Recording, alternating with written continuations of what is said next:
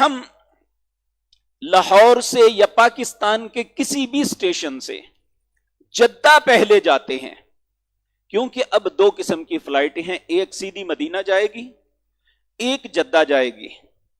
اگر آپ نے جدہ جانا ہے تو یہ پھر ہمارا میقات ہوگا یلملم۔ اس میں چونکہ اس جگہ پہ ہم نہیں پہنچ سکتے، یہ سمندر کے اندر ایک پہاڑی کے پاس ہے۔ یہ جہاز جدے میں اترنے سے 35 منٹ پہلے اس جگہ کے اوپر سے جہاز گزر کے جدہ پہنچتا ہے۔ اگر آپ نے جدہ جانا ہے تو پھر آپ احرام اس اسٹیشن سے، اس ایئرپورٹ پہ ہی اپنا بدل لیں گے، لیکن وہ صرف لباس کو تبدیل کرنا ہے۔ احرام کی شرائط یہیں پہ شروع ہوں گی، یہیں پہ جا کے آپ نے نیت کرنی ہے، اس سے پہلے صرف لباس تبدیل کرنا ہے۔ اگر آپ سیدھا مدینہ منورہ جا رہے ہیں تو آپ نے لباس تبدیل نہیں کرنا، اپنے لباس میں ہی مدینہ منورہ پہنچنا ہے۔ جتنا وقت مدینہ منورہ رہیں گے اس کے بعد پھر آپ کا معلم آپ کو ذوالحلیفہ لے کے جائے گا۔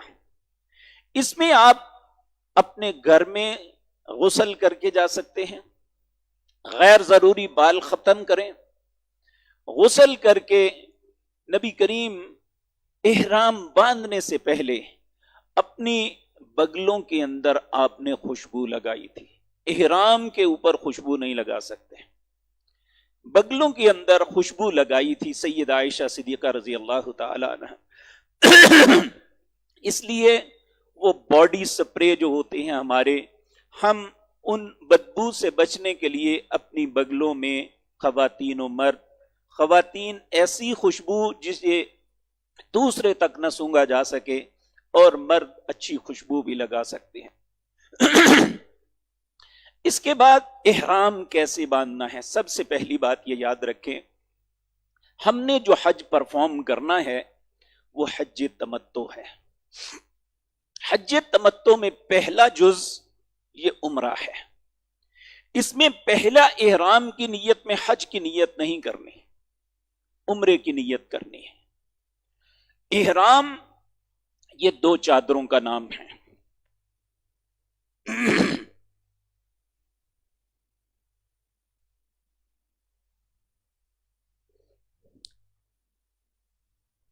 یہ مردوں کے لیے دو چادریں ہیں، ایک تہمت کی طرح آپ نے باندھ لینا ہے، کسی ضروری نہیں آپ اس طرح لپیٹ کے جائیں، باندھا تھا۔ اور دوسری چادر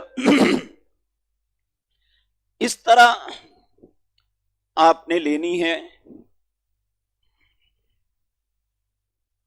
یہ احرام ہے۔ بعض لوگ آغاز میں ہی اپنا کندھا اس طرح ننگا کر لیتے ہیں، یہ بات نہیں ٹھیک۔ اس کا وقت بعد میں آئے گا انشاءاللہ، وہ آپ کو بتاؤں گا۔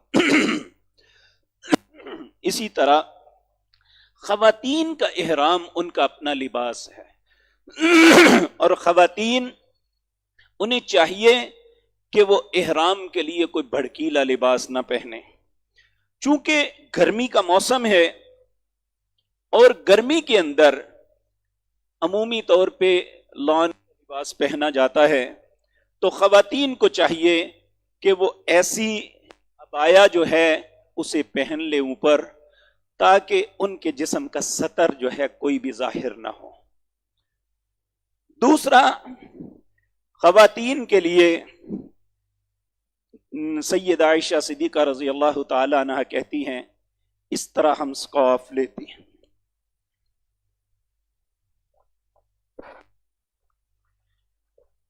اس سے تھوڑا سا گھونگھٹ ہو، اور بعض علماء کے نزدیک چونکہ رش بہت ہوتا ہے، وہ اب چہرے پہ کپڑا رکھنے کے بھی قائل ہیں۔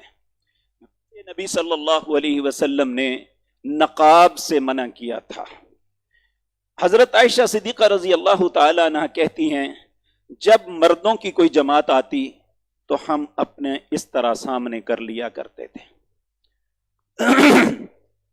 خواتین کا یہ احرام ہے، تو یہ اس طرح یہ خواتین کا احرام کی ایک تصویر ہے سامنے آپ کے۔ تو یہ احرام باندھنا ہے. اگر تو آپ میقات پہ ہی احرام باندھا ہے تو اس وقت آپ نے اپنے لیے نیت کرنی ہے اللہم لبیک عمرتن، اے اللہ میں عمرے کے لیے حاضر ہوں. پھر آپ نے تلبیہ پکارنا ہے لبیک اللہم لبیک لبیک لا شریک لک لبیک ان الحمد والنعمت لک والملک لا شریک لک. اگر آپ نے لاہور سے، سیالکوٹ سے یا کسی اور اسٹیشن سے احرام باندھا ہے، میرے بیٹے سامنے نہ ہو یا کٹ جاتی ہے، سامنے نہ ہو.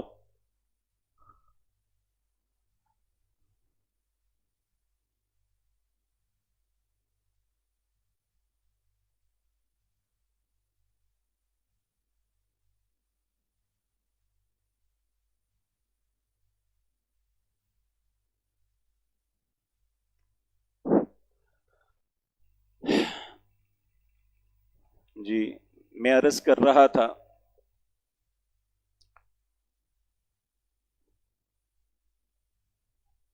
کیا بات کر رہا تھا جی ہاں، لاہور یا سیالکوٹ سے جاتے ہیں، انہوں نے احرام کا لباس تو تبدیل کر لینا ہے، لیکن نہ ان پہ احرام کی ابھی شرائط ہیں نہ ابھی نیت کرنی ہے. اس لیے یہیں پہ نفل پڑھ لینے یہ سارا کچھ کرنا. اور دوسری بات یہ یاد رکھیں، احرام کے لیے نبی کریم نے کچھ اسپیشلی نفل پڑھنے کا حکم نہیں دیا. اگر آپ کے لیے ممکن ہے آپ احرام کسی فرض نماز کے فوراً باندھیں، یہ نبی کریم کی سنت ہے. نبی کریم صلی اللہ علیہ وسلم نے جب بھی عمرے یا حج کے لیے احرام باندھا تو آپ صبح نکلے، ظہر کی نماز آپ نے ذوالحلیفہ میں پڑھی اور اس کے بعد احرام باندھ کے آپ چل پڑے.